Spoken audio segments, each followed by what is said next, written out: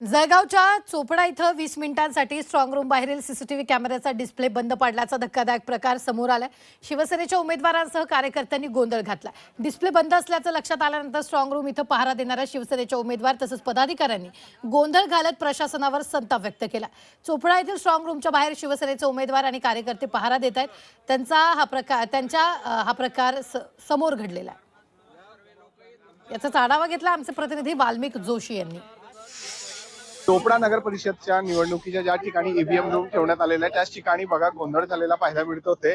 याच ठिकाणी जो टीव्हीचा जो मॉनिटर ज्या ठिकाणी सीसीटीव्ही लावण्यात आलेले आहे ते देखील याच ठिकाणी बंद पडलेलं आहे। उमेदवार जे आहे ते प्रशासकीय अधिकारी कर्मचाऱ्यांना जाब विचारताना पाहायला मिळतं ते। नेमका याच ठिकाणी हा सीसीटीव्ही कॅमेरा जो आहे बंद पडताना पाहायला मिळतो ते। या ठिकाणी कार्यकर्ते जे आहे प्रशासनाला जाब विचारताना पाहायला मिळतात आहे। नेमकं सीसीटीव्ही कॅमेरा बंद पडलेला आहे। याच ठिकाणी काही आहे त्यांच्याशी आपण बातचीत करूया। सर्व उमेदवार पदाधिकारी कार्यकर्ते इथं होतो। इथं आपला स्ट्रॉंग रूम जोड तर आम्ही स्वतः पाहिलं की एक 5 ते 7 मिनिटांसाठी स्क्रीन बंद होती, सीसीटीव्ही स्क्रीन बंद होती। त्यानंतर एक कर्मचारी आला, त्यांनी बटन दाबलं, त्यानंतर ते चालू झालं। आम्ही तो आक्रोश केला, आम्ही सर्वांना आरडाओरड केली। त्यानंतर ते आल्यानंतर ते बटन दाबून चालू केलं। 20 मिनिटाकरता बंद पडलं होतं, नंतर सुरू झालंय का? नंतर चालू केलं त्यानंतर ते आमच्या का असं जे ऑपरेट करत असतील ते बसून आता आम्हाला शंका आहे।